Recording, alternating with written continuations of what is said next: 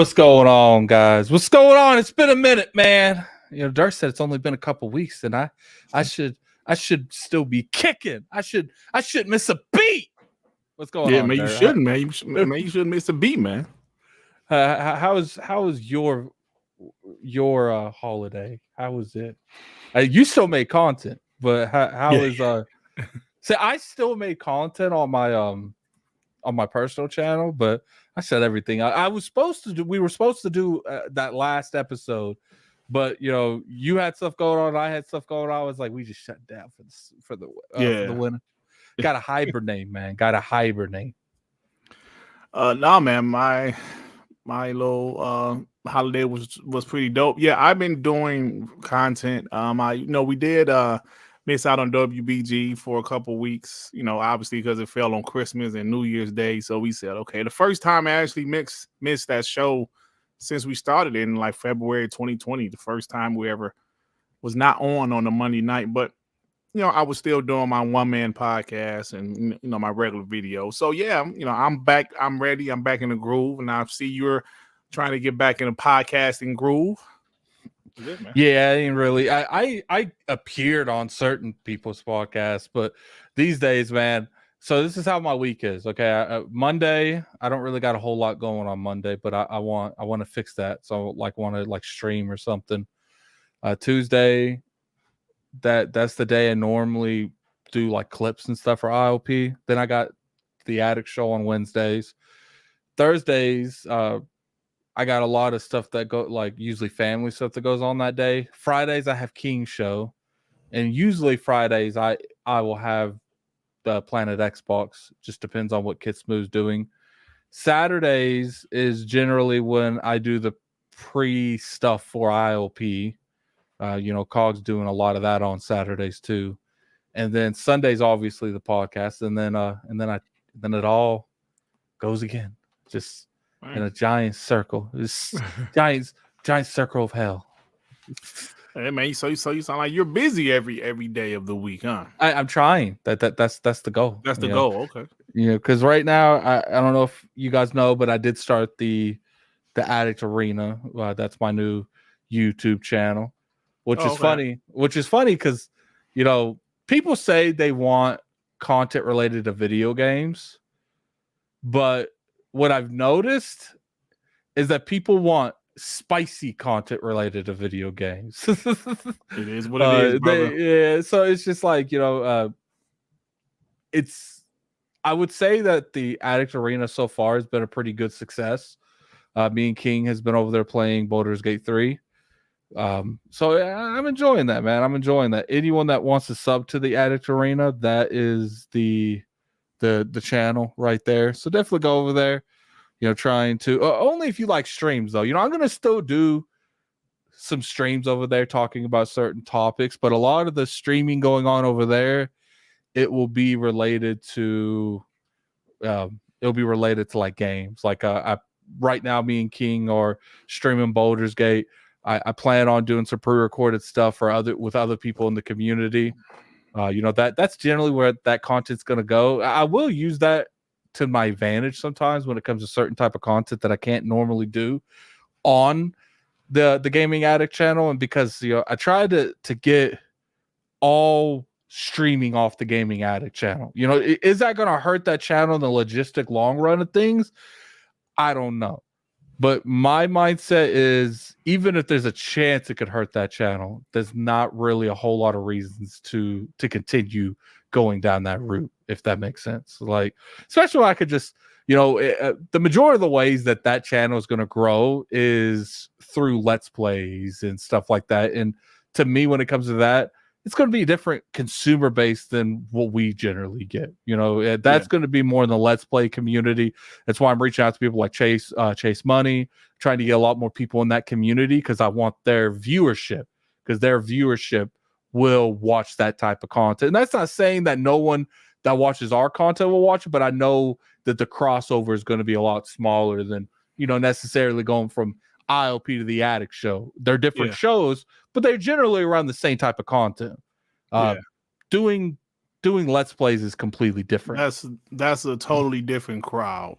You're 100% right. That's a totally different crowd because the like the ILP crowd, they tune in to hear opinions, a little trash talking, not necessarily gameplay. But yeah, you're right. I mean, there's some people that will probably sub just out of love for you. It depends what I stream too. Like, let's say I stream Hellblade 2 when it comes out. Yeah. You get good numbers of that. If you stream like Pentiment, you probably won't get good numbers. But hopefully, with any luck, we've been getting a lot of review codes from Xbox here lately.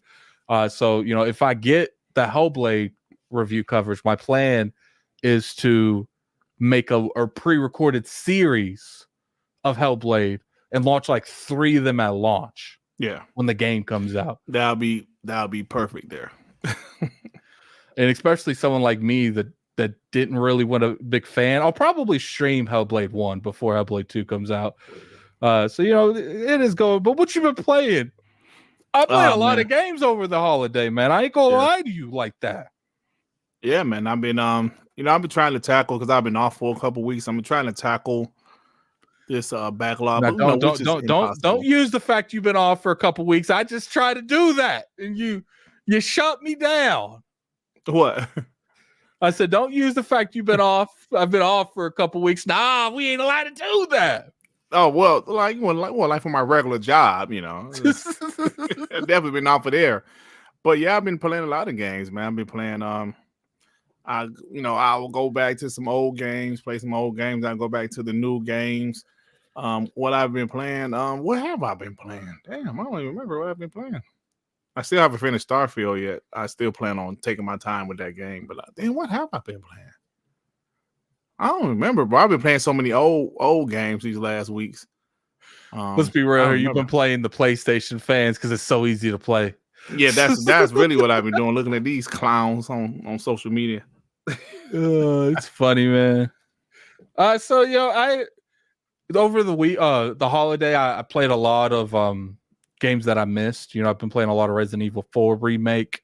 I've also been playing some Texas Chainsaw Massacre. I've been playing a lot of Finals. Yeah, I've actually really been enjoying Finals. Okay. It's good, man. It's a nice little thing. Someone wants to know, have you played Liza P? No, I haven't, man. Those style of games, that's not my boogie. Yeah, I've been playing Tomb Raider, Black John. You must have seen me playing. I've been playing like a lot of older games, even though I still need to go back to Cyberpunk. I need to go back to Star Wars Jedi Survivor. I've been playing Tomb Raider for some reason, bro. I have no idea why. Loving it like I've never played it before. I've been playing Kane and Lynch 2. Actually, man, brought the Connect to the family room, playing some Connect over the weekend with my kids. My kids, they grew up on it, but of course they're older now, but they still remember it and having a good time, man. So yeah, I've been playing a lot of older stuff, bro. Yeah, I'm actually going to stream Liza P. Okay. I'm going to stream that, I believe, the 8th. I think I said the 8th. I'll be streaming Liza P. And people like saying that like that's like one of the hardest Souls-like games, and I'm like, I'll be the judge of that. It's like because for some reason there's been certain games that I respect people's opinions when it comes to how they handle these certain types of content. And what I've noticed is that these individuals, when it comes to certain games that I just didn't have issues with, they're having issues with that game. So it's kind of interesting. And some of the other games that I would have issues with, they weren't having issues with it. So I'm kind of curious how that goes, because I guess I play these games pretty religiously at this point. So I'm curious how all this is going to end up turning out. Yeah, interesting stuff, man. Yeah. So what have you been keeping up with, like the news thing since all this happened? Because I've definitely been keeping up with everything going out. Well, I've been keeping up with everything, to be honest with you, man. I'm always on Twitter looking for content. I've been keeping up with everything. I've been keeping up with, because usually this time of year is pretty slow, because everybody's on Christmas break. but I've definitely been keeping up with some of the hypocrisy that's been going on in the community. That's not How hard. listen, I don't want to start the new year off being messy on your channel, Iron Lord's channel, but I'm just looking at how all of a sudden third-party games count, they matter after people specifically saying Xbox has no games because they had no first-party content. Now, third-party exclusives are okay.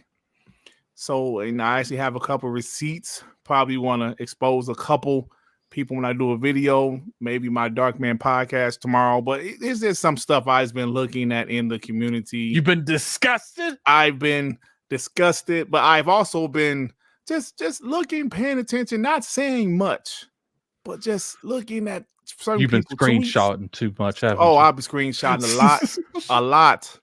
Some of the fellow Xbox homies have been screenshotting stuff also.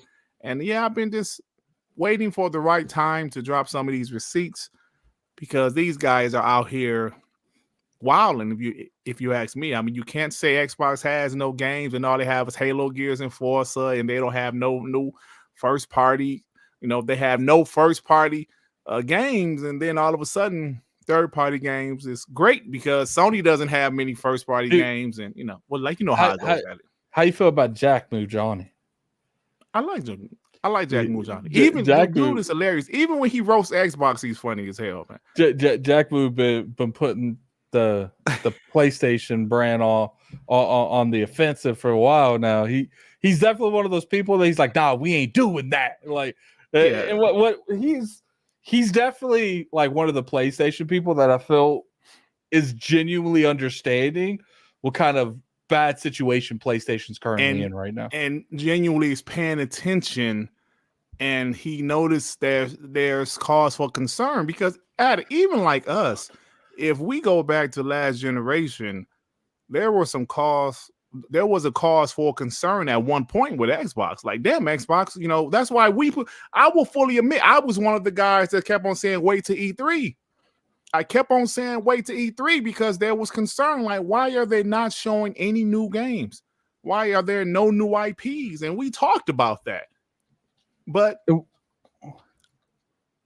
what's funny is people say, oh, they'll just say wait till E3. What else am I supposed to say? Right. I mean, that's the thing, though. So there was a cause for concern back then, and us Xbox guys talked about it. It wasn't until 2018 where they addressed, with this announcing those studios, they addressed some needs. Okay, they're headed in the right direction.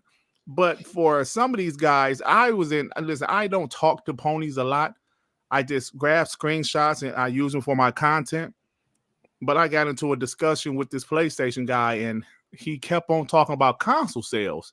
I would say, yo, man, but PlayStation has some concerns. Spider-Man 2 costing $315 million. That should be a concern, blah, blah, blah, blah, blah, blah. Well, yeah, but that'd be Xbox 3-1. I said, okay, but you're not concerned about firings, layoffs, game cancellations, studios being closed. They're still beating Xbox 3-1. I said, okay, okay. So they have no concern, and Jack Moo was like really the only one that's out there saying we should pay attention closely to what's happening. I think when it comes to like PlayStation fanboys losing their shit, I think the last time we've seen it really bad is when they first started porting stuff to PC. Like, because they, according to them, a lot of them stopped playing games then. They dropped the PlayStation brand. Remember how many we say that, oh, you keep doing this, we're going to drop the PlayStation brand.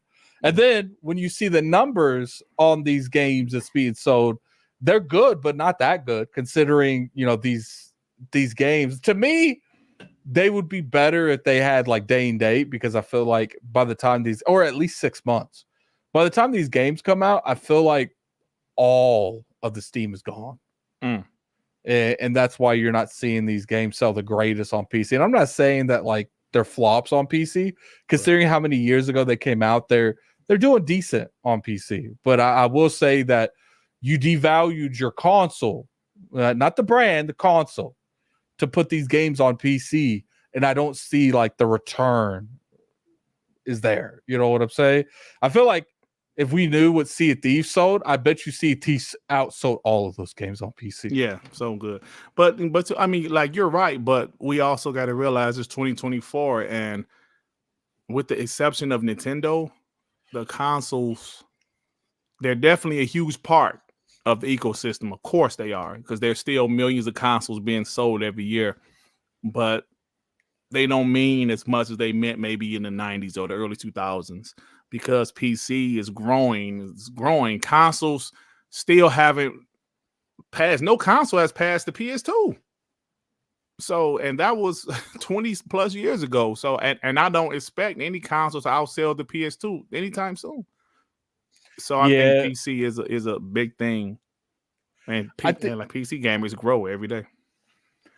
I think that people are starting to realize that what sells to mainstream doesn't necessarily sell games. Mm-hmm. You know, if it's not a Fortnite or connected to a massive hobby like Madden, 2K, you know, Minecraft, like these are very unique situations that sell a lot of copies. 100%. It doesn't mean that the people playing these games will buy Last of Us or you know, anything. And I think the reason, and you know, people can argue with me all they want, and I know this is like a really hot take when it comes to the Nintendo community. I think that's one of the reasons that Nintendo doesn't care about third-party support, because you could argue that the lack of third-party supports makes all their games sell better because there's no competition. Yeah. You know what? And Nintendo, just like you said, nobody buys a Nintendo platform for a third party. Nobody buys Nintendo for Call of Duty. Hell, they don't even have Call of Duty right now. Nobody buys Nintendo for a third party. Like, they buy Nintendo for Nintendo games, and Xbox and PlayStation, they don't really have that. Yes, do some people buy a PlayStation for Spider-Man? Yeah, I'm sure some do, but the majority don't. The majority buy their PlayStation or even their Xbox for Call of Duty, Fortnite, Apex Legends, those games, man. And it is what it is. So if you think about with the whole PlayStation and their single player games, which are pretty good games, I don't think having one game costs $315 million. That's a single player only, no microtransactions, no ways of getting extra money after the game releases. I don't think that's sustainable, and that's why we're here now, you know, and people still want to talk about console sales. Okay. I think people need to understand that, you know, I personally feel like there's other issues in the industry. Mm-hmm. I think, you know, maybe we need developers and like publisher leads to like really go over these, but when I see something like Spider-Man, almost 300 million to make? No, it wasn't almost, it was 315 million to make. 315 million. I don't see how that's possible. You know what I'm saying? Like to me, are they just, I don't understand how, and then like Jason Schreier went out and said that everyone that develops makes 130,000 a year, and I know that's not true because I know plenty of developer friends that don't make that kind of money. That's a damn good living right there, 130. Yeah. So it's just like, is that including the marketing? I don't know, brother. You know, these are valid questions, because I would think the majority of the budget goes to the employees, because these games take years to develop. So if a 20-hour game takes 5 years, they have to pay those people for 5 years.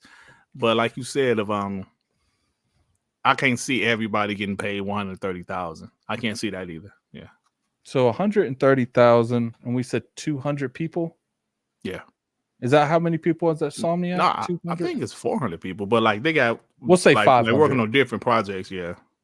So that's 65 million times that by how long did it take them to make that? 4? I'll say 4. Yeah, 4. Yeah. So not to mention I inflated the hell out of it. 260 million.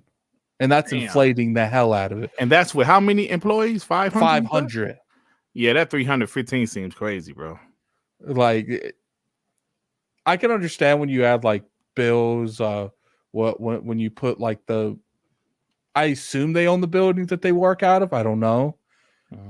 But just like, I don't know. Part of me just like sees that, and this is just me talking from an influencer, don't really know anything about development cost, I feel like some of these games just have inflated budgets and some mismanagement has been done a lot. I do. I've especially at the beginning, I feel like there's a lot of mismanagement, and rightfully so. You're not going to have any of these studios automatically know how they're going to do things. It's going to be a lot of like rinse and repeat. Trying this doesn't work, drop it. Trying this doesn't work, drop it. And I think that's the reason so many companies are so comfortable with sequels.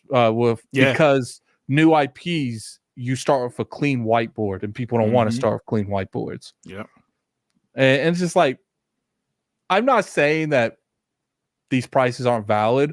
I just feel like if you want us to be more sympathetic to how much games cost, because that's what you hear all the time. You hear, oh, okay, you know, well, so okay, someone said, you also have, you also, here's the thing, they take loyalties from that. Like they take loyalties from that. I don't know if they give them like a lot of money up front. They probably do, but is that going to be part of the budget? Because they're acting like this is the budget to make the game. Yeah, they kind of said it's the budget.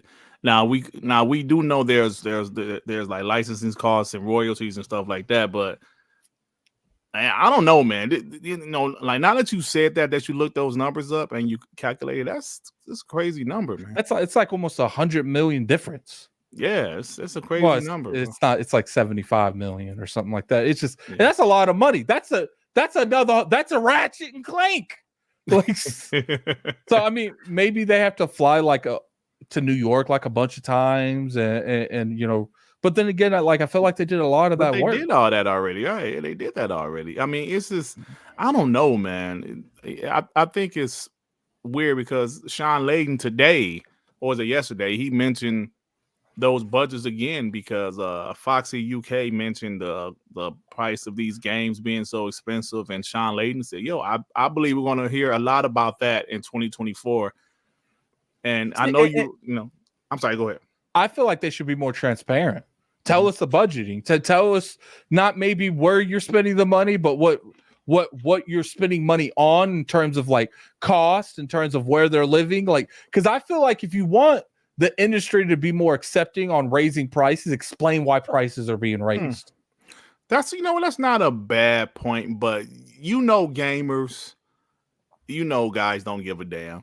Yeah, but they're gonna be like, yeah, whatever. Y'all are rich. Y'all got it. Don't raise the game to $100. You know, the thing is we've seen in other scenarios, especially like indie developers, where when people are just transparent, people are a little bit more willing to take whatever they're dealt with. Like, well, I personally feel like there's no way in hell where if they're transparent with us, where everyone is not going to like that. I feel like they will get the sympathetic of a lot more people than they did just say, yo, we raising the prices. Why? Because we said so. Like, that's where I think. I think it's not necessarily said we don't need to know. It's not about knowing, you know, where the money's being going. It's just part of me just feels like when you tell me they spent 315 million. Yeah. I just have a hard time understanding where that money's going. And you know what? I agree with you because if it was a multiplayer games as a service, you would kind of get that because, you know, the Halo Infinite probably had a big budget. Call of Duty games have big budgets like that.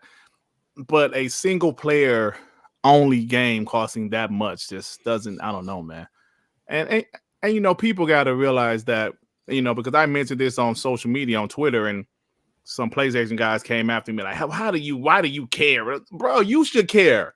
I care about the health of the industry. I care 100%. I care about the health of the industry. If a guy like Shaun Layden, who was running PlayStation, saying this is not sustainable. If Xbox was out there bleeding money, I would be concerned because I love video games and I'm concerned about the health of the industry. We've seen so many different types of games, like even Assassin's Creed Mirage, right? The last game was a smaller game because they did not want to make that huge open world game again. And I don't know how well Mirage did, but you can play the game and you can tell instantly that the budget was lowered. from Valhalla. Still a pretty decent game, but you can tell instantly. So Cyberpunk was 313 million. Did they announce that somewhere? Yeah, and another thing, like, is that all the money they put into fixing the bullshit game that they tried to sell us years ago too? Like, or is that just what they spent going into the game? Because all that matters. Like, I'm not saying, look, I'm just saying when we talking about this type of money, I just feel like as a mindset, and I think the pandemic had something to do with it too. I think some of the I talked to some developer friends and they said the reason games are taking longer to make right now isn't necessarily because games are taking longer to make, because we're seeing the games from COVID coming out and they took longer to make. Yeah, they did. But that doesn't necessarily mean every game from now on is going to take what it took to make a game during COVID. That's why when you saw like Baldur's Gate devs come out that said this is our COVID game. Like, it took 6 years because they were developing it during COVID. Probably would have took 4 if they weren't dealing with COVID. Right. Because you gotta, I know certain studios didn't do shit for 6 months during COVID. That's crazy, bro. 6 months, half a year, they didn't do shit. That's a long time, right? That's crazy. Yeah, because they couldn't. And then Hellblade probably would have been out last year if it wasn't for COVID, wouldn't it? Hellblade would have been out last year if it wasn't for COVID. Yeah. Like, it delayed stuff 6 months to a year and a half minimum. Yeah. That's why you're seeing PlayStation have such a huge gap between announcements, because the games that came out and got pushed over the finish line, those games were farther in development and they were able to push them out to the finish line. But you're seeing the games that were at the beginning of development during the COVID right now, they're not announcing them because they have nothing to show, because they all were delayed 6 months to a year and a half. Now, I think you'll see PlayStation announcements this year, but that's the reason you see nothing last year, is because they had nothing to show you. Right. And it's also why, Xbox had a year like 2022 where they didn't have a lot of first party content, because that gap, their games were much earlier. Like you said, the games they were developing was much earlier than some of PlayStation games, which were mostly PS4 games with a couple of exceptions like Ratchet and Clank and Returnal. But all the other ones were PS4 games that were a few years into development. And even they still got delayed a little bit, but they were able to get those games out. And you're right about that. I mean, that's just how it goes. Yeah. And Returnal came out a buggy mess. So I don't know if Horizon did. I remember Horizon had a lot of issues when it came out. Last of Us Part 2, that was at the beginning of the pandemic, wasn't it? It was right. It was right at the beginning. Yeah, it was like June of 2020. Yeah, that game was pretty polished though, and I think that's because the majority of that game was done before the pandemic. Yeah, it was. Yeah. So Spider-Man had a lot of issues. So I mean, you really want to get technical. PlayStation really hasn't developed a non-bug free game in a few years at this point. I will say Ratchet and Clank ran butterly smooth, but that was before the pandemic too. So Ratchet and Clank came out in 2021. What, Ratchet and Clank? Then it might have been right there. I think it was right there before the pandemic. It's just like, look, like there's a lot of issues these companies are running into, and I will say money is definitely one of them. But look at stuff you see. How often do we go a year and then we see a company or Jason Schreier like leak something that says mismanagement, millions of money, millions of dollars wasted? Yeah, I think some of that's going on along here too. And I'm not saying that there's not room to improve or not room to improve. I don't know anything. The difference between me and a lot of other people is I ain't going to come out here and tell you my words or facts or stone. I'm an ignorant mother. I'm not cussing. Okay. I'm ignorant to the matter. I don't know. I'm just telling you, when I see something cost $315 million to make, I'm just like, what did you spend that on? And that is assuming everyone that worked at Insomniac makes $130,000 a year. And I don't think that's realistic. I don't. Because we could probably go on Indeed or whatever it is. And I bet you if we looked up the salaries to these companies, it's not going to be $130,000 a year per person. Yeah. Because that's a lot. Like I wish I had time. I should have like did a little bit of pre-research. I could have at the very least like hit up some of the people I know that how much does a game developer make in a year? I'm thinking the average is around 60 or something. 60, 70. All right, so New York's about 120. Oh, okay. But when I look down here, I'm seeing 60. Like there's only like 4 or 5 states that have that kind of high level, and this is just Cali is probably one of them because Insomniac is in Cali, California, right? 116,000. Yeah, so maybe that's right for Insomniac because they're based out of California, right? And but we got to remember too how many contractors use it as well because they're paid hourly. They're not paid yearly or anything like that. Right, contractors, yeah, because I think every studio use contractors at one point or another. So yeah, that's something else. Yeah. Yes, because that's the reason they rely on contractors because they don't have to pay benefits. They just have to say, "Yo, do this, and we'll come back." Brap, I'm gonna be real with you, Brap. I don't care what you got to say in the comments section. Not even a little bit. I mean, well, his comment actually is okay because it's saying when Shaun Layden saying how the rising cost of development and the games prices really doesn't, it like the consumers isn't keeping pace with rising development costs, meaning the prices of the games are not going up, but the development, but the budgets are going way up. So I mean, then there's that conversation. We were talking about $70 games. Me personally, I never had a problem with $70 games, honestly. But if you start, here's the thing though, 80, when 90, do you end? When do you end? Huh?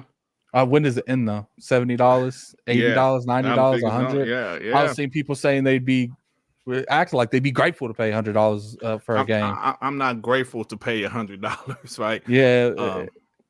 But you have to be real. If we look at it, a guy my age that's been gaming forever, I remember with the N64 Super Nintendo days, those games cost $70, $80, bro. Here's my issue. Cartridge. We charge $100 for a game. You know what's going to happen? They're going to waste more money making that game. Yeah. I don't think it's going to fix the issue. They're going to have more money to blow. Yeah. And people say, well, if you pay $100, it's going to. No, it's not. Because all that's going to do is give people at the high end more money for shareholders, more money bonuses for the higher end. Like, we like to only watch half of Jason Schreier's rants and not the other half. Jason Schreier came out multiple times and said some of the shadiest stuff in the industry is done on the higher end and stuff. And you make it seem like we're actually gonna, like, us paying $100 is gonna generate something. Yeah, I agree with you on that. Because if we pay $100, like you said, the budgets are going to keep on ballooning. So here's Brap. As long as the market demand exists for AAA, we'll continue seeing these games. Is it though? Is it demanding for AAA? Because I can make an argument that the market doesn't demand AAA. Fortnite, Minecraft. These games might be high quality, but would you consider them the AAA that Sony makes? I don't know. I think that's a good conversation to be had. Roblox. Wow. Yeah, that's a good point. The industry is not playing these games. That's the reason we're having these conversations. If everyone was making Minecraft money, Fortnite money, GTA 5 is a AAA game, but you guys give it. If Roblox money, would this be an issue? There'd be plenty of money to go around. Addy, you're making great points. The biggest games, the only ones that's AAA are the sports titles. Those are AAA games because the budgets are pretty high. Call of Duty, right? If you think about the top games that's every year, those are really the only games that's like AAA. Call of Duty, of course, GTA is a big time AAA. That's a quadruple A game. But they're going to make their money. So you're actually right about that. And people say you generate more money, layoffs will stop. Okay, then why the hell did Epic lay people off last year? They probably make one of the most most money in the whole industry, and they still lay people off. They did. Yeah. So it's just like, no, like this is an issue from the top. This is not an issue on the developers. It's not an issue on how many people support stuff. Most of the time, they'll sit there and they'll come out and buy Horizon Forbidden West. You buy it, it's buggy as hell. Come out and buy Returnal. You buy it, it's buggy as hell. Come out and buy Redfall. What the hell? Come out and buy. And then what's funny is you got games like Starfield that functionally run decent, and then people attack it like it's not running decent. Look, there are some PC builds. Most likely it was the NVIDIA stuff. And that's Bethesda's fault for making an agreement with AMD instead of building that game for every graphic card. And I think that's the reason that Starfield is in the situation it is right now. Because you want my opinion, don't buy any AAA games because they're the ones that have no problem cutting games up, making you pay for it. They have no problem making you that's the games shipping, we like though at it. Yeah, no problem shipping buggy games. They don't care. Yeah, but the AAA games is the games that we like. Like us, the hardcore gamers. Like I don't play Fortnite. I know King Dave loves it. I don't play it, but kudos to everybody that does play it. But like a game that I loved, the Callisto Protocol. I love that game. I thought it was phenomenal. It flopped. There's never going to be another one. Like the studio might not be able to make another game. So the gaming industry, I just think we got to understand that. Excuse me. It's not going to. It's going to change, brother. It's going to change. It's not going to be the same old gaming industry that we are used to. I believe Xbox Game Pass helps Xbox. Microsoft, obviously being Microsoft, helps Xbox, but even all of their games are not going to be AAA games. Yeah, whatever Double Fine next game is probably not going to be a AAA. They're not a huge AAA studio. They said look up, top 10 where it said UFC, 2K, Mortal Kombat, Super Mario RPG, EA, Super Mario Wonders. Okay, that's cool. These people bought these games. Let's talk about where the actual players are because they're not playing these games. They're playing Warzone. They're playing Minecraft. They're playing Fortnite. They're spending mad money in these games as well. If you really want to get technical, you could probably find a domino that started all this and it's called free to play. That's probably what the problem with the industry is. People are no longer spending money on games. They rather spend all their money in free to play games. How many people you think's like King? It's like, you know what? I don't need to keep buying these broken games. I'm gonna save that money, put it all in Fortnite. Because at least I know Fortnite going to work. see, but also the longevity, like you just said, like all those games, talking about like Mortal Kombat and all blah blah. Those games are great. But you're not going to see too many people like you're not going to see Mortal Kombat in the top 10 or top 5 play games a whole year straight. You know what I'm saying? Like you'll see COD or Fortnite or Apex or those games. So all I'm saying is that the gaming industry is changing slightly, guys, and we need to realize it. I always say from an Xbox point of view, also from a PlayStation point of view, we just got to pay attention. Because some guys want to still talk like it's 2006 with console sales and this happened and that happened. I tell people, if everything was all good with PlayStation, why did they try to change their strategy? Addict? Why did they try to change their strategy? They've been changing their strategy for years. Yeah. It's nothing new, but people don't want to pay attention to it. People don't want to pay attention to it. What's funny is on ILP, we called what the hell is going on with PlayStation years ago. Got massive amounts of people leaving Naughty Dog and all these top tier studios. And then they wonder why when they're not releasing nothing because they don't have to. Gaming appeared to a different market segments. To Dart's point, the industry is changing where you have a dynamic market. No, the majority of these people are playing games as a service. It's not a different market. Most of these people pick up all these games, but what do they go back to, Dart?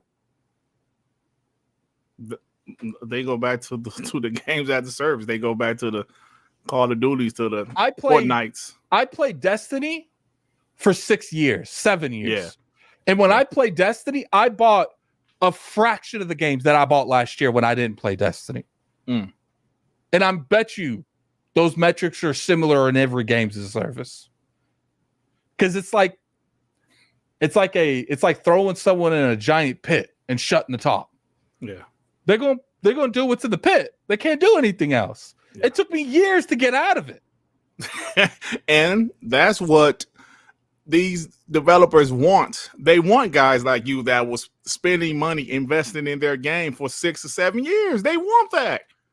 They want that Fortnite audience. They want that Apex, that Call of Duty audience. That's what PlayStation wants. That's what Xbox wants. Nintendo, they don't care because their first party sells 40, 50 million games a piece. But that's what they want, man. Like you said, Roblox, bro.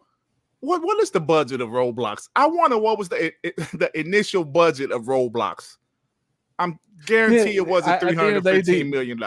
And that's another thing. It's like, look, like no one supports the games that they try and stuff. Like Callisto Protocol. I liked it for what I played of it. I didn't like the melee thing over and over again. I loved it. It's just like, look, there's a reason that they're going back to these older games. They're probably significantly cheaper to make. Mm-hmm. Remakes, remasters. Yeah, you're right, man. Yeah, let's get these super chats and move on. You got $2 super chat from Web Dave. Addis, Dirt, what do you want from the Xbox Showcase? That's the next Dave. So we'll get into that. Homie?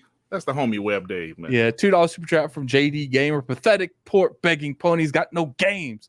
Hashtag no PlayStation 6. Oh, I see. Hey, talk that. You know already. What, JD? Hey, talk that stuff, JD. Start up 2024 in the right way. I love it. All right, so there's a rumored. Well, I don't even say it's a rumored thing.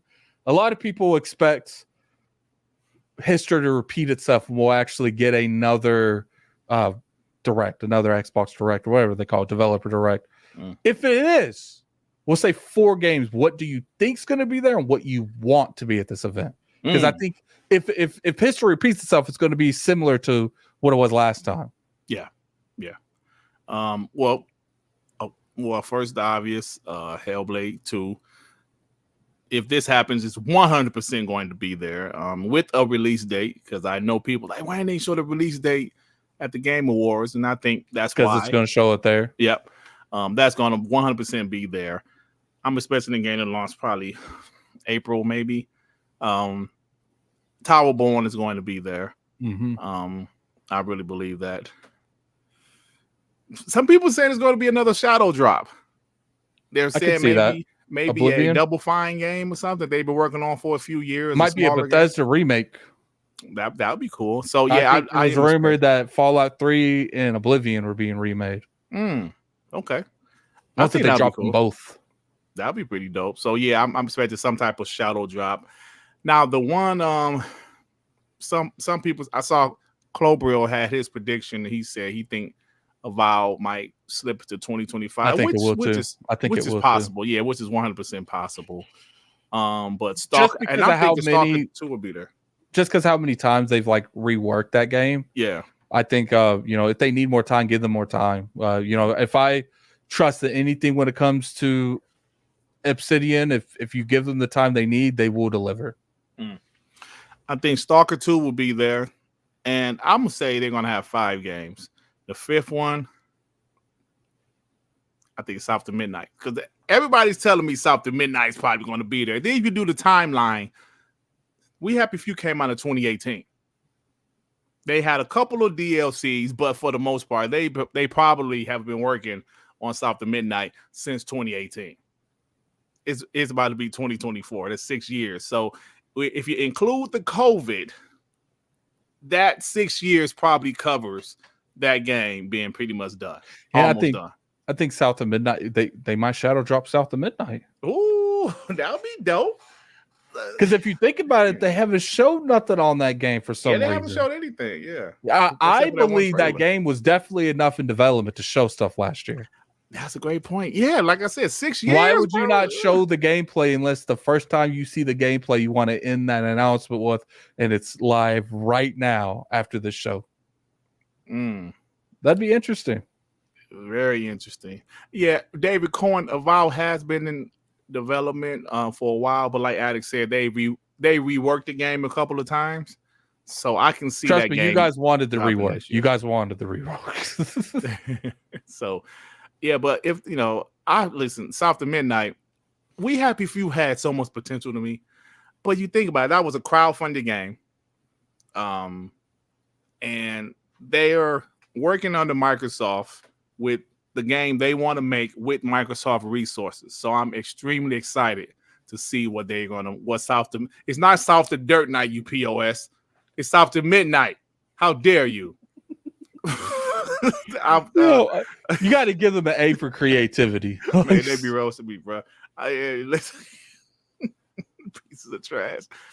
Yeah, man. So I'm excited, bro. I am excited, man. I think you're onto something with the South of Midnight. I think they're going to show Hellblade with in-depth combat, and then they'll announce a release date. I think it's like August, September. Oh, you think it's late? Mm-hmm. Oh, I don't think it's going to be like. It might be the like May-ish. But part of what Phil said it's closer than you think. But what in a corporate sense, what's really close? Within the next 6 months, or it could be a year. I would want that. I would want that. I want it to come out sooner rather than later, so we can stop talking about Hellblade. Yeah, because I'm not probably going to enjoy it too much. I'll still play it because I feel like I need to at least try the game out. But and I'll probably go back to the first one. It's just I need to actually get a hold of this game and try it out.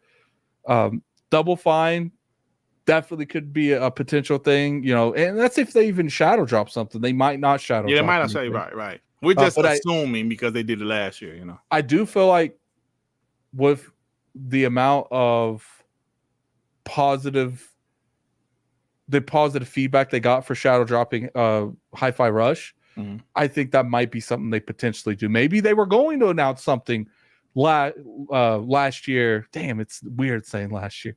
Last year during the E3 show, whatever you want to call it, but then they pulled it because of the reception they got for Hi-Fi Rush. You know what, Addict? Who was that told? Somebody said that South to Midnight was supposed to be at Xbox Showcase in 2022, but they decided to hold it until 2023.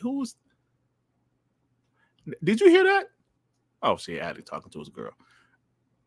So somebody told me South of that exact the same South to Midnight trailer they dropped last year in 2023, Showcase 2023. They were going to show it in 2022, but Xbox decided not to show it because they wanted to go with the 12-month thing in 2022. Somebody told me that, and to be honest, that sounds kind of true, to be honest with you. Because at the last minute they said, we're going to go with this 12-month thing. We're going to only show games that's dropping within the next 12 months, which of course didn't happen. But if that's the case, I do believe South of Midnight could potentially drop this year. Hey, you remember that, Jesse P? Yeah, somebody said that, bro. I don't remember who said it, but somebody said that. And like I said, if you think about it, that definitely sounds like it was possible. So yeah, I think it's definitely possible when it comes to stuff. I'm very curious. It'd be crazy if they don't even do a show. No, yeah, that would be crazy. But we're hearing so much. The homie Tim Dog said they are, so I'm gonna say it is happening. Yeah, I'm curious. Once that they like throw random stuff at us that we didn't expect, like we get like a Fable, and they announced that this year. So because I don't think Fable's coming out next year or this year, but I do think that I think 2025. Yeah, I do think that I don't want to see it at E3, but it's gonna be interesting, man. It's gonna be interesting. All right, so let's move on to Gears and Banjo. I'm sure you've seen people talk about Gears and Banjo. Yeah. Let's get these super chats real quick. $5 super chat from JD Gamer. Those that try and stand in the way of chances are bound to be rolled up and crushed by change. Microsoft supporting Xbox as a pillar in the company is a change.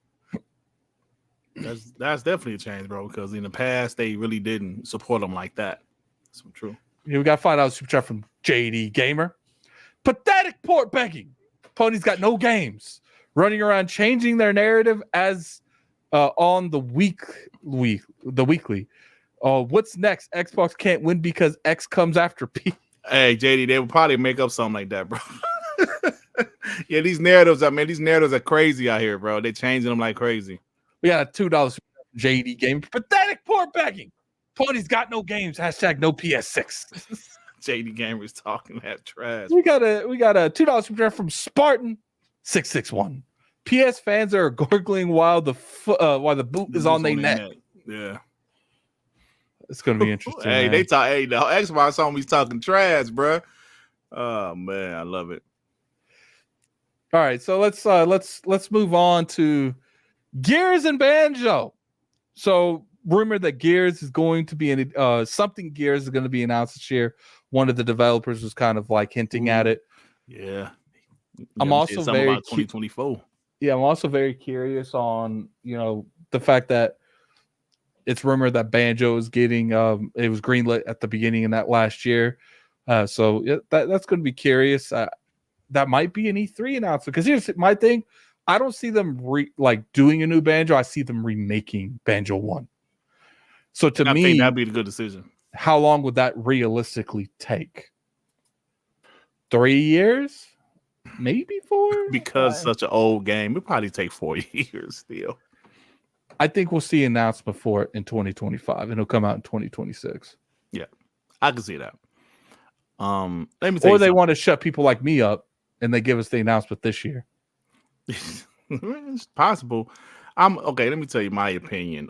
Gears, I think everybody's waiting for Gears. We're anxious for Gears because last generation they did Gears 4 and 5, 3 years in between. So people kind of like, okay, that's cool. Let us miss Gears a little bit. And the Xbox said, okay. They let us miss Gears, and the last Gears came out. And if you want to talk about the expansion, that was 2020, but 2019, the last time a full-fledged Gears game came out. I'm ready for new Gears. I'm ready to see where they're taking the franchise, because I enjoy 5. Some people say they ain't like 5 for some reason. I thought 5 was pretty good, but I do want to see Marcus Phoenix being the protagonist again, the main protagonist.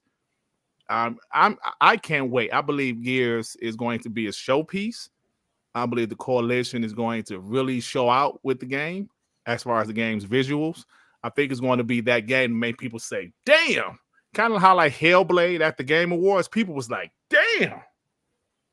I was like, whoa, this is what we was waiting for, that game that feels and looks next gen. But the looks of it, I believe Coalition is going to knock it out of the park. Now, me personally, Banjo, I can give 2 damns, but it is Xbox first party now, and Phil says he hears. So what do you say? I hear you, Banjo fans. So it makes you think they have something. Brought up Banjo specifically. Yeah, but I'm curious if this is true, which I'm thinking they are developing. Who's making it?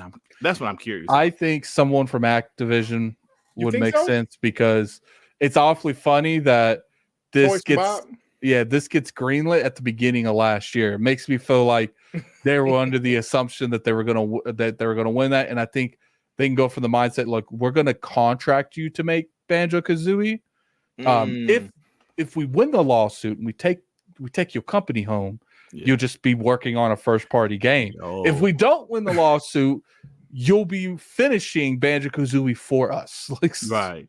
Yo, you know what? If it's like a studio like Toys for Bob, I'm gonna tell you, Crash Bandicoot 4 I thought was a highly underrated game. I bought it. I said, let me buy it. And I finished that game. And it was really that good.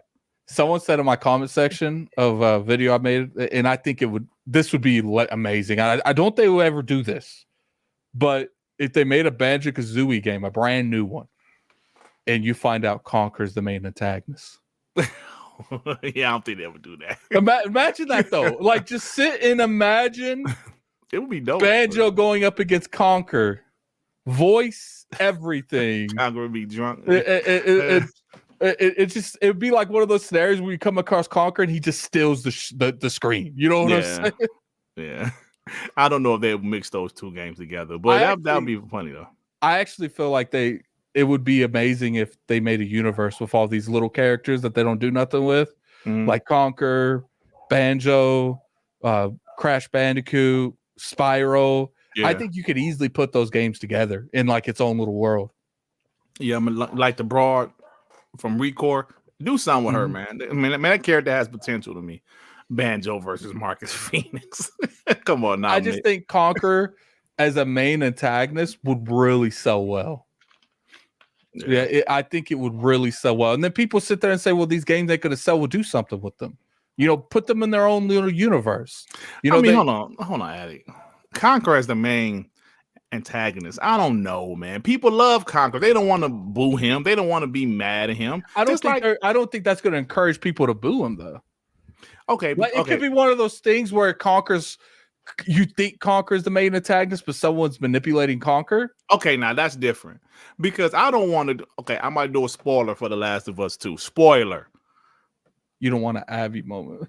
I don't want Ellie to be a boss. Like in that game where Ellie was a boss, I was like, what the F, bro?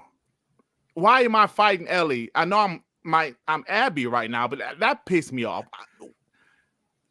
Like I said, that game was a technical masterpiece, but there was so much stuff about that story that pissed me off, bro. Imagine like running into Conquer and he's in like a giant Banjo suit, like just fucking with him. Like he comes out drunk and stuff. Like you could do so much with Conquer. Like you could do so, and I think he would do very well as an antagonist because he's a likable character. He'd be like one of those characters that you want to not like, but you can't help but to like. Like he just shows up on the screen. I don't know. Voodoo. Somebody said Voodoo Vince. Nah, you can keep him in that game. You can keep him in that game. The Hi-Fi Rush developers should make Conquer. I could see that. I wonder what they're making next. I wonder it's going to be an Evil Within 3. They probably might do a Hi-Fi Rush 2. Yeah. So. No, High on Life developers. Oh, you said High on Life. Oh, yeah. Okay. I'm sorry. Well, I might have said Hi-Fi Rush. I'm sorry. Yeah. Oh, that game to me was underrated last year. That was a great game. I enjoyed that game thoroughly. Someone said Xbox and Sekiro 2. We'll get to that because I do have a theory on when it comes to some of these things. Let's get to 58 minutes. Let's talk about good old PlayStation. And they had a huge, massive leak happen, and I'm sure you talked about this with Insomniac. It was during our time off, so we didn't really talk about it. But I felt the need to talk about it because apparently I'm not allowed to talk about it. So I want to give first off, give your over general sense of like what you saw on the leaks. And I don't know people. Okay, we'll get to that in a second. And then what I want to talk about is, do you think we need to have a different approach when we talk about leaks? Do we need a different approach? I wouldn't, like me personally, I wouldn't be talking about personal information that leaked. No. But as far as the game information, we should talk about it. When Xbox information leaked, we all talked about it. Us Xbox channels, PlayStation channels, media, everybody talked about it. So this game information that leaked with Insomniac, I believe we should talk about it. When GTA 6 leaked, everybody talked about it. So yeah, man, I don't, if these people decide not to talk about it, I think it's pretty obvious why. Because they have some personal relationships with Insomniac, or they're just full of what. See. All right, so someone said, Addict talk about the human element first. Here's the thing.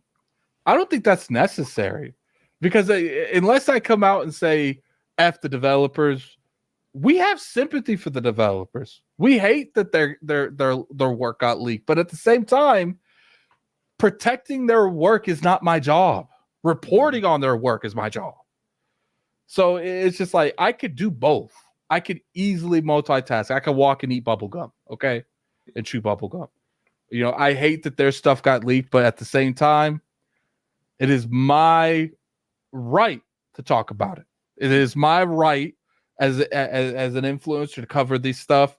We talk about the Wolverine leaks if we want to. Now, obviously, when it comes to certain stuff like that, there will be certain conditions. I would say stuff like spoiler alert if we go over like specific details. And that's not for the industry. That's just for my audience. I don't want to ruin anything you guys don't want to see. But at the same time, it's just like the reason I didn't like what Greg did is because I felt like he was trying to start a trend that is a very deadly trend. Mm-hmm. Because these PR people, these companies like Microsoft, Sony, and PlayStation, they would love to be able to justify blacklisting people for talking about leaks. Mm-hmm. They would love it. But the problem is it's never okay in a lot of people's minds to do stuff like that. A lot of people can't get away with stuff like that. And I think, Dirt will agree. If you came out there and just started blacklisting people, the people you didn't blacklist would speak up. Mm-hmm. But if you get people like Greg Miller, big person in the industry, to come out there and say that. And what's funny is I watched 3MG's, not 3MG. What's the dude from? Okay, so you guys know him. He's on Spawnway's podcast. What is his name?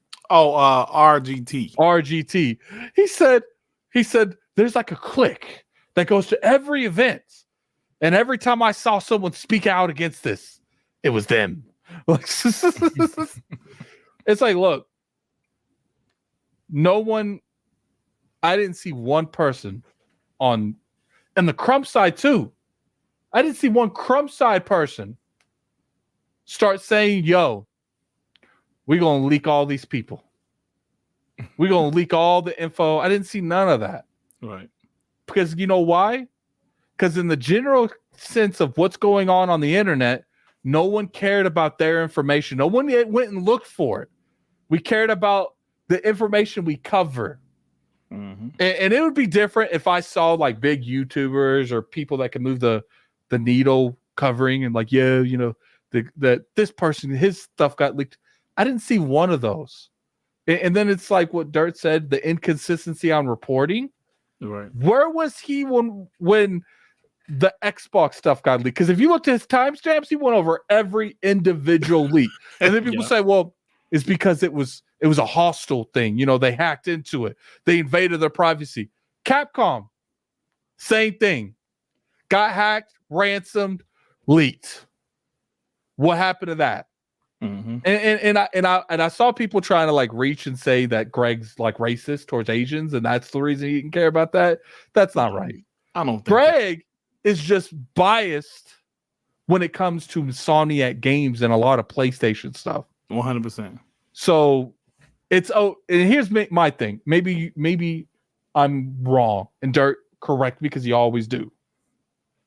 If Greg would have came out and said, we would love to cover these leaks, but we are too close to the situation. We were in Spider-Man 2. We don't want to. We want to stand with our friends, so we're going to step this one out, guys. Do you think they would have got any backlash? I would have respected that more. They probably still would have got a little backlash, but I would have respected that more because they were being transparent. That's just the reason why. The people that were going to give them backlash for a statement like that are probably the same people that would have gave them backlash for anything they said. Yeah. Any reasonable person would have said, I respect you for coming out admitting that you can't talk about this. Yeah. Yeah. I respect you for saying I got friends in the building. I don't want personal friends to upset anyone that I've been around. So I'm going to step this one out. I would have respected that a lot more, brother. But instead, he went on his white horse and he tried to convince people that we shouldn't be covering leaks in general. Yep. And that's where I have the issue with. Because Dirt, you're a podcaster, content creator. How often do we speak about rumors and leaks? I would say 80% of the time. A ridiculous amount. Yep. And what's funny is he says this now, but then when something big leaks, he's gonna put himself in a shoebox. I was just about to say that when the next leak happened, people are gonna go to Kind of Funny Games and be looking at them like, oh, okay. So We're waiting to hear what you're going to say, buddy. Go ahead. Because like you said, he's putting himself in the box right now. The next leak come out. You better be very careful how you say what you say, Greg Miller. You got to be very careful because people they're gonna have a magnifying glass on his channel. Kind of funny games like, yo, man. And did you see that response to the backlash? They say, "Oh, we think that it just made it worse." It just okay. Let's get the super chat. JD going crazy here. $5 super chat from JD Gamer. Pathetic port begging. Ponies got no games. Hashtag no PlayStation 6 ponies out here running scared, afraid of what Xbox will do next. Boo! And got him jumping at shadows. You know what's funny? He's not wrong. I bet you PlayStation is literally over there like every day. They're like, we're going to wake up to them buying another publisher. Like tweet. Probably giving them like what's that word that you have for post-traumatic stress disorder, PTSD or whatever it's called. Like that, yeah. I don't want to butcher it, but yeah, they probably giving them that, man. $5 chat from JD Gamer. Hypocrites are gonna do what hypocrites do. Hashtag no respect for them or that BS. Say what you mean, fella Greg was not right, not on mandatory Sunday. You know what's funny? All this happened literally right after IOP went on break. Yeah, that was crazy, man. You guys missed a whole lot of juicy information. But the whole thing with Kind of Funny Games is crazy. But you think about GameSpot, they also said they're not covering the leak. Like, why are you guys not covering the damn leak? Why did GameSpot say we're not covering the leak? It was so bad. Time Warren was yo, man. That's what I'm worried about. I'm worried that we're doing this grandstanding stuff. But yes, bro, that's your job, man. And because we feel like it's the positive way the industry's going, everyone decides to come together and say we're not covering leaks, and then the PR people have what they feel is justification. I got enough of the industry on my side. I can start hitting people for covering these leaks. It's crazy, bro. And that, what's his name? Tamor? Yeah, he's a pony. He's another pony, bro. Like, why do people respect TMZ, right? I mean, some people might not respect them, but you better believe if there's some celebrity news that came out and TMZ reported it, you better believe it's true. You know why? Because they do their homework. They don't care who feelings they hurt. They're there to do their job. If they're a paparazzi, they're a gossip website, they are known to get 100% factual information. You know what it makes it look bad? It makes it look like they're working for the companies. You're not supposed to work for them. You're supposed to cover them. Yep. Right. Exactly, bro. That's why I use TMZ as an example. With some news drop, you don't hear them say, well, you know what? Will Smith is my friend. We're not going to talk about that. No. If they don't talk about it, that's because they don't know if it's 100% truth. Once they get verification that a story is true, TMZ runs with it. They don't give a damn who they feelings they hurt. They want to be known as the website with the news. Yes, people hate them. They hate them. That their job is to just gossip and be nosy and find out information about people. But guess what? There's millions of people that's just as nosy as them, and they care about it, and they go to TMZ for their celebrity news, and TMZ is good at what they do. So if you like them or not, they're good at what they do. And that's my thing. Is just like, I just don't want a scenario where I don't like the way PR is handled these days, and I don't blame PR because I feel like PR is just doing their job. It's just I feel like there's certain companies that will blacklist you for your opinion. It doesn't matter if you're respectful. Now, most of them are pretty chill. When Redfall happened, we were pretty hard on Redfall, but Bethesda, we're like, look, these people are being genuine. They're not attacking us. They're just giving us constructive criticism, and we're just going to have to take that. They still sent us Starfield. They still were respectful towards us. I want the majority of the industry to work on that. I want the majority of the industry that as long as you're respectful, you don't have to sit there and call their game trash. You can easily convey your message without talking shit to their game. If you have an issue with the way a game plays, give examples of why you have an issue with where that game's played.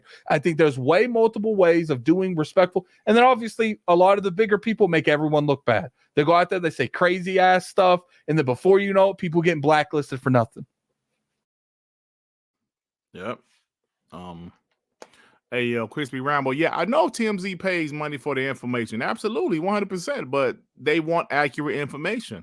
They know they got to pay for it. That's what they do, man. So I was just using that as an example of a publication that's not, oh, we don't want to cover that that or whatever. Man, come on, bro. They're going to talk about it, So this is all BS, you ask me, to be honest with you. Hell, you think about, like, Addict brought up Redfall. Phil Spencer was there at that. Was that Kind of Funny Games? No, I forgot about what podcast that was, but he was there when they was talking about damn Redfall. He didn't run. He was there to talk about Redfall. And you can tell on his face, his body language, he was agitated. He was pissed off. But he didn't run. He was there to talk about Redfall. Giant Bomb, thank you. To talk about Redfall. So, whatever. Yeah, it's just, I just want a better industry, man. I might get upset with certain things because, we all just want growth, not only for the industry, but ourselves. We want the industry to work better. I want better games. I feel like better criticism and a better path to criticism leads to better games than the overall. There's no reason why I feel like any studio, any publisher, I should be able to give my opinion without having a backlash. And I do feel like there's certain people in the industry, if you're not big enough, they will put their foot on your neck and say, shut up. And you have either two choices at that point. You shut up or you no longer work with them. And I feel like certain people have shut up. And then they won't even have a boot on their neck. They know the boot will come to their neck. So they don't even attempt to go in that direction. That's why I invented toxic positivity. People could say they invented, I invented that, sucker. Go look, I've been saying that for years. I invented that, sucker. Sucker. You got to do the quote, man. You got to say sucker in the quote. Hey, sucker. Yeah. To me, I don't like when people address a negative with a positive. I don't like that. I feel like if you're going to address a negative, sometimes shit smells like shit. It doesn't need to be, well, I like this, but at the end of the day, this might not be your kind of game. Like, I feel them and I feel like that's good. That's good verbiage if that's what you mean. But sometimes when it comes to the Redfall thing, there's not a lot of positive to go in with the negative. It's just like, look, you guys got to do better. You got to do better. Oh. Sometimes dirt smells like dirt. I don't know what that means. Neither do I. We're gonna move on though. All right, last topic, man. Last topic. Let's get these super chats real quick. JD, I appreciate all the support you guys are giving today, man. $5 super chat from JD Gamer. Here's the challenge for my PlayStation brethren. Don't let Xbox fall out of your mouth for the next year. And let's see how your channels do, because PS got nothing. I like see, I'm talking loud because that's how I'm envisioning him saying this. Yeah, JD is hyped up, bro. We got a $5 super chat from Jay Rambert.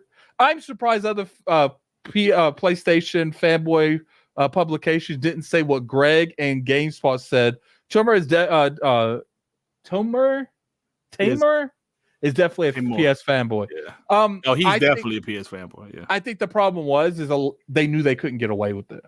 Yeah. When they saw, now if Greg Miller wouldn't have got a lot of backlash, more people would have jumped on that train. But Greg Miller got hit with a spirit bomb on top of a Kamehameha wave and instant transported into the damn sun. So he knew, okay, let's just move on. Because he didn't do a follow-up. He's like, I'm gonna take my licks and walk away. Yep. But let's wait till that next leak and see what happens. $2 from JD Gamer. Some sites should be blacklisted. They're bad actors. I completely agree. $5 from Simple Jack. Yeah. Thought of pitching Philly P a into the Banjo verse for a while. Have Spiral, Banjo, Crash as switchable characters. Yeah, that's what I'm saying. Like, imagine a Donkey Kong 64 modern graphics with all of them characters, and you get to those characters by individually making their individual games and just throwing a Banjo into a Crash game for a little bit. They don't even have to be there the whole time, just to show they're in the same universe, and then just put them all in one game. That's my case. We got to find out what you have from the Angry Therapist. When he covered other leaks, he was laughing and clowning these companies, but they did not put him in Spider-Man.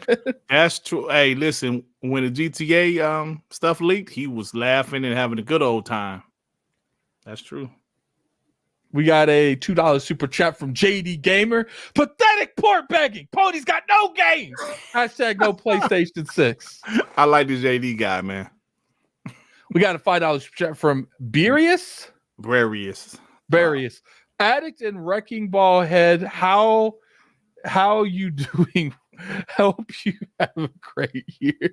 I'm ready for to Xbox to bring the measure. I assume that's the hammer from God of War and Thor to these PlayStation fans. Hey man, don't call me no damn Wrecking Ball Head.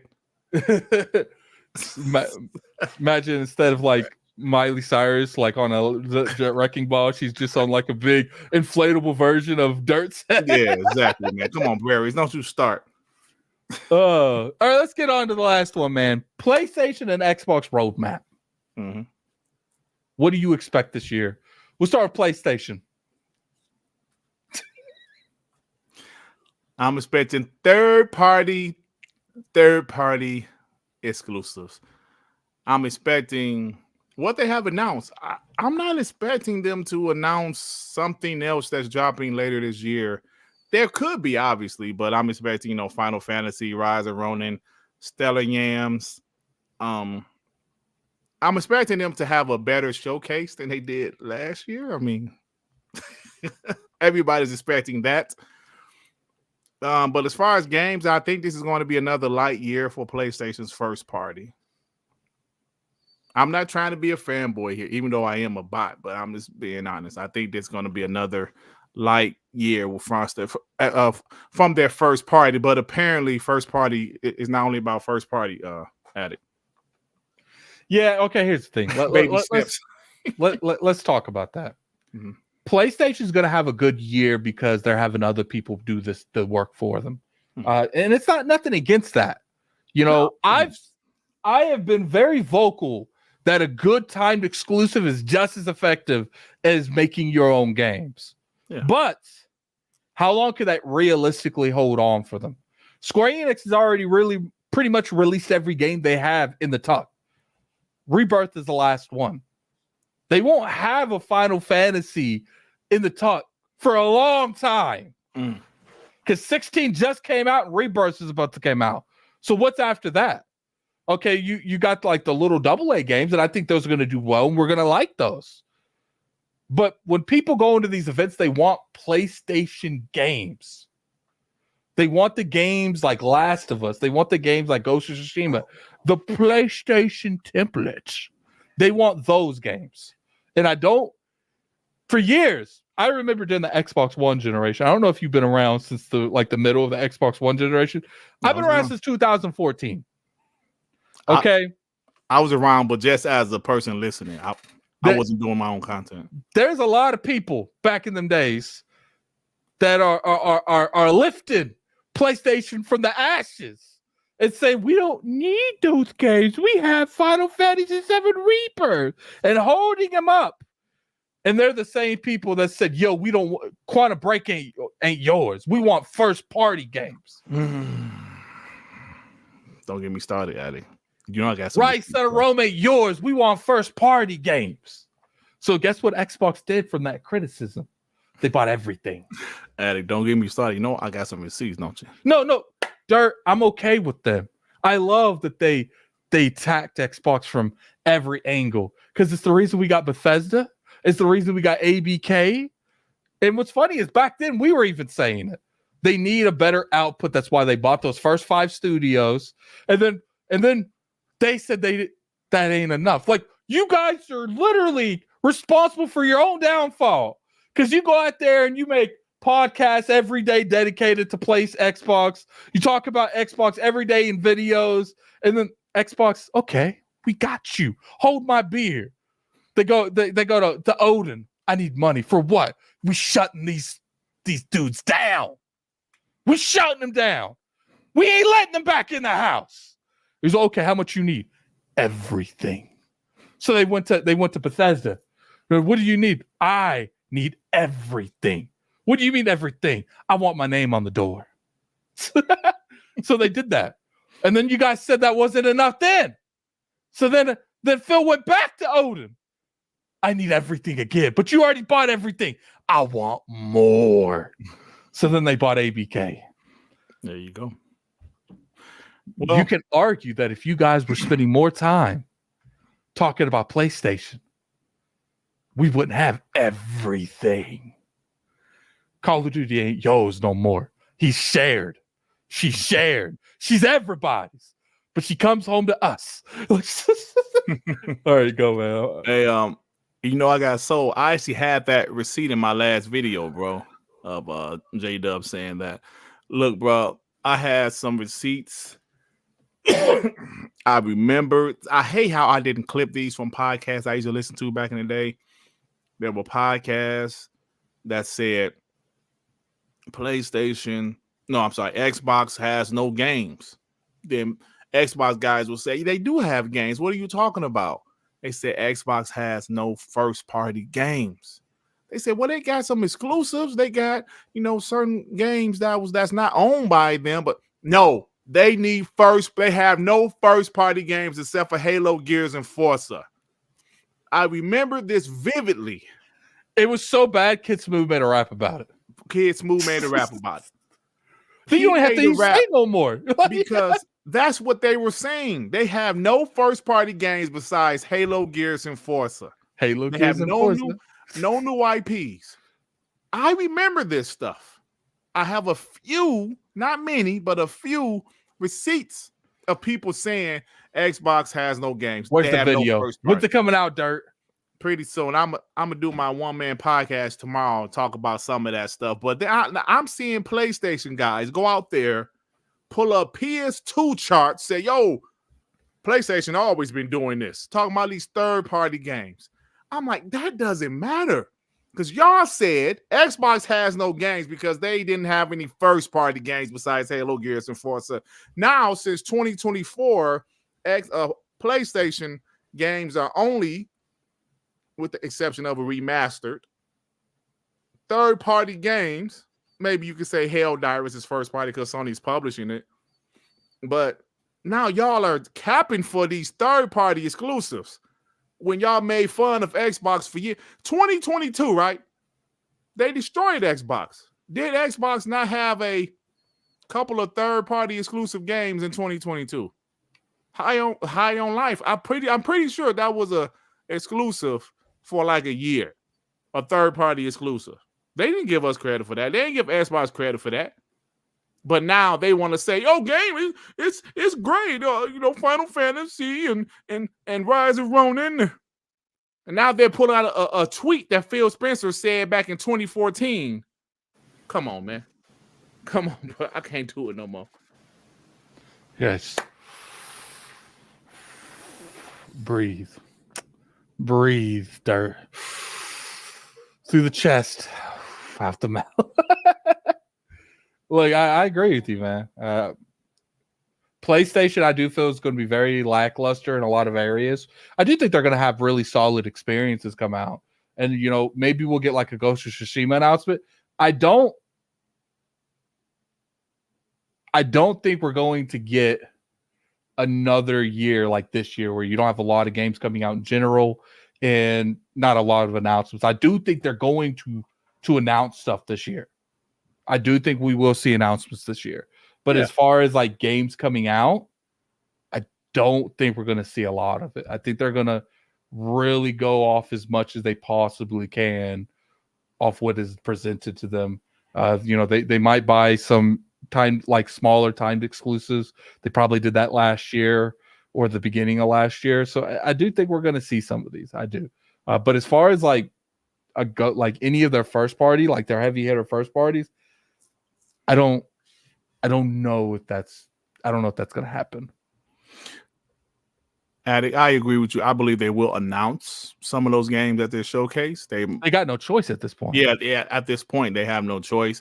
We'll probably see what Ben Studio is working on. We'll probably see what Sucker Punch is working on. After that, who knows? But I know the Naughty Dog wasted 3 years on the damn game that got canceled. So it's like, I don't know, man. What are they going to do? But well, at least they got console sales, right? They got console sales. So. Yes, I mean, we'll see. I think it's good, man. I think we're going to see more aspects of PlayStation. And here's the thing, like, for the most part, and obviously people joke, people clown, but I don't really see too many PlayStation people, Xbox people just straight out deny PlayStation's games. No. For the most part, Xbox people play the PlayStation games. In a lot of ways, I play more PlayStation games than the PlayStation people. Mm. Besides how I disagree how like Jabari and them handle content sometimes, they're like one of the only people that I know actually play games. There's been too many people been exposed on the PlayStation community for not playing any of the PlayStation games, but they do nothing but ride and die for them. Speaking of PlayStation, I got this. I got that one too. Is it red or magenta? That's the color of the one I got, but it's still in the box though. I haven't opened it, bro. One of my friends owed me some money. I was like, I take this instead. Oh damn. Yeah, he's like, oh, he was all happy for it. He's like, yeah, go for it. It's magenta. I think it's magenta. It's okay too. Like my friend's girlfriend says it's pink. No, it's not. This isn't. I call it burgundy. This is like between pink and red. Like I won't say it's pink, but I think it's more red than pink. Oh, 100%. It's definitely burgundy looking to me. So all right, what's up, Anthony Smith? Let's move on. Anthony Smith, how you let's doing? move on to Xbox. Mm-hmm. How do you think Xbox's output first party and third party and Game Pass? That's the factor we could throw in here. Is Game Pass, because PlayStation don't really contribute much to that. Yeah, I feel Xbox is going to have another solid year. I thought 2023 was solid. I think 2024 is going to be solid. We mentioned some of the games already, like Hellblade 2, Towerborn, hopefully Ghosts of Midnight. I'm sorry, South of Midnight dropped this year. I'm expecting them to have a pretty good year. Stalker 2. Now, can we count that as a damn exclusive since they're talking about third-party games count now? Yes, we'll see. We totally can. No, we'll see. We taking that shit. Exactly. That's us. So that's another game. And I'm sure they're gonna have many more games to announce. We don't know if Avowed is going to drop or is going to be delayed. Like the Flight Sim. I didn't play the first one too long, but it was a very cool game though. Flying over my neighborhood where I live was pretty dope, man. But that's going to come out this year, so I'm expecting them to have a pretty good year. And moving forward, Xbox is never going to, in my opinion, would never have another drought, bro, unless something really bad happens. I'll never see them having another drought like they did in 2022 ever again. I don't think they're gonna have a drought, but I do think they're going to be lacking a little bit like first party this year. I think you're going to get Hellblade. You're going to get that one game. What's that game? It looks really good too. I just forgot the name. You said it when we were talking about Nintendo Towerborn. I think that game looks phenomenal. Mm-hmm. So I think you're going to have that. I think with Avowed, if it does get pushed back to 2025, it's going to leave them a little bit of a lighter year than they would have originally had. But I do think they're going to have phenomenal. I think we're going to see a Gears collection most likely this year. Mm-hmm. So I think they're going to be there, but the games that we see now, I think it's going to be curious on whether or not it actually like delivers or not. Mm. But I do think they're going to have a good year. Yeah. It's just, Stalker 2, I can see that. Here's my thing. I do think they have a good look. I'm not saying Xbox is going to have a bad year. Game Pass third-party titles that they've secured in Hellblade, along with most likely, the Coalition's game, whatever they're doing. I think you'll get an announcement. I think they're going to have a phenomenal year. But me personally, I want Avowed. I don't care about Hellblade. So people that don't really are excited about Hellblade, I think we're going to be more disappointed going in to 2024. Yeah. Yeah, I think Xbox gonna have a great year, man. I don't know. Like them dropping 4 to 5 first party games, a couple AAAs, a couple AA's, I think is pretty dope. I think that's a pretty good year. So, yep. Yeah. So, but see that, and I think I'm going from like the standpoint. I felt like this year was last year was a phenomenal year. Mm-hmm. Like I feel like last year, besides Redfall, even if you didn't like Forza Motorsports to a degree, it was still a solid experience. Starfield, solid experience. Hi-Fi Rush, solid experience. Minecraft Legends, I know a lot of people were like up and down with that. Solid experience. I felt like last year is going to be a better year than this year. Yeah, I mean Starfield is pretty big, but I don't know. I mean, like we'll see. I think both years are going to be solid. No, I think they're both going to be good. I'm just talking about from what the year we left, and that might just be off of total 2023. Oh, hey, Star Traffic. Thank you, Addict. We gotta put Call of Duty in our first party list now. I feel you, and I think that's fair. Thank you, Star Traffic. You're right. We got to start putting Call of Duties in our first party list, bro. Because technically, they are first party. Okay, Call of Duty. Once again, I don't care about Call of Duty. So can we move on? But that you got to put that in the list now, man. All right, let me get these first party list. Let me get these super chats so we can get out of here. $2 super chat for the Angry Therapist. They're going to announce Spider-Man 2 remaster. $5 super chat from JD Gamer. Did y'all see the ponies went and looked up a 2014 quote from Phil to change their own narrative yet again? Xbox has a problem of having too many games. JD, I sure did see it, bro. I was like, wow, it's unbelievable. Dirt TTS, let me see those receipts, please. I got a couple of them, bro. $2 super chat from Dirt. I need that video, Dirt. Another narrative change. Yeah, I'll probably do it tomorrow. Yeah. $5 from JD Gamer. Naughty Dog wasted 9 years on Faction, 5 years while doing the main line, The Last of Us, then 4 since The Last of Us Part 2, 2019 release. What a waste. What's the PlayStation method? Oh, I feel you.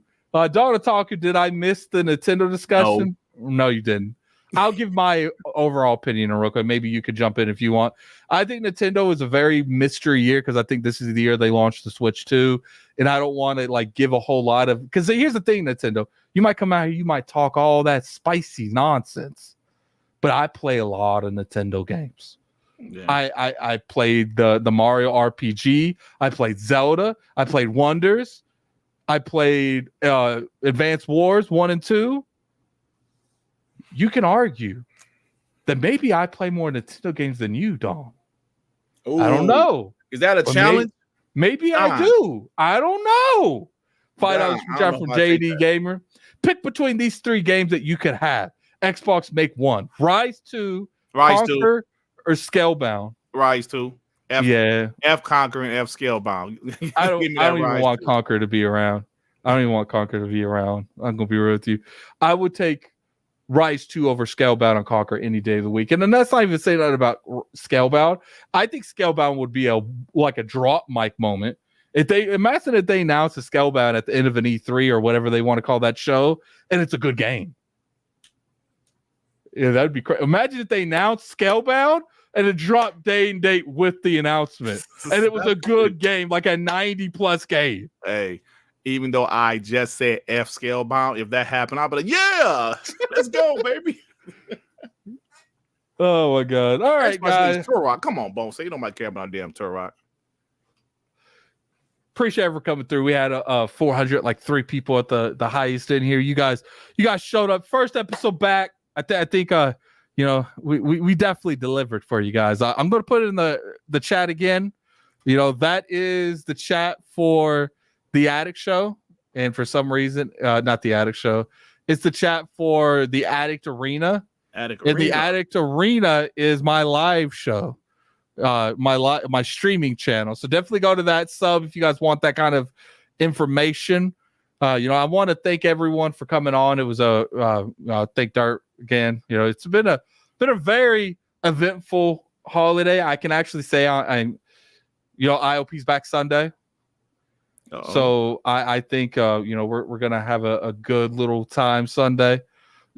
We are going to be covering some of the stuff that happened outside of the our break, and obviously Insomniac Leak is one of those. So it's going to be interesting, man. It's going to be interesting. I think his OnlyFans channel. No, I do not have an OnlyFans channel. I really truly feel like these people want me to have OnlyFans. Like, I truly believe that at this point. So I appreciate everyone. Where we're going to send everyone, and definitely Dirt right there. Check out my channel, guys. Yeah, Dirt. What do you got going on? Are you gonna do that video soon? Yeah, I'll probably do it. Probably tomorrow afternoon, because I have my one-man podcast tomorrow, but I'll do it, and so it'll probably be ready Friday or something like that. Yeah, the Lions did get cheated. JD Gamer, he said, "Dirt, did you see the Lions get cheated?" Yes, I saw it clear as day with all four of my eyes. I saw it. So, yeah, appreciate that. So all right. Who we sending to? We no one's. You know what? We were talking about him, guys. Look, I'm gonna send you to Jack Move Johnny. He's live streaming Alan Wake 2 right now. I know some of you probably feel away about Jack Move. Go over there, show him some love, man. He's on this grind all the time. Go over there and show him some love. Tell him, addict, you came from the addict world. Go there, drop a like, man. Just show him some love. Sometimes just having an influx of people show up and some new people you ain't never seen, will really brighten up people's day. This streaming stuff and this podcast stuff is very mentally draining, and I'm sure Dirt can attest to that. So go over there and show him some love, guys. And anything else you want to say, Dirt, before I take him over there? That's it, man. Holla at you guys. See you guys next time.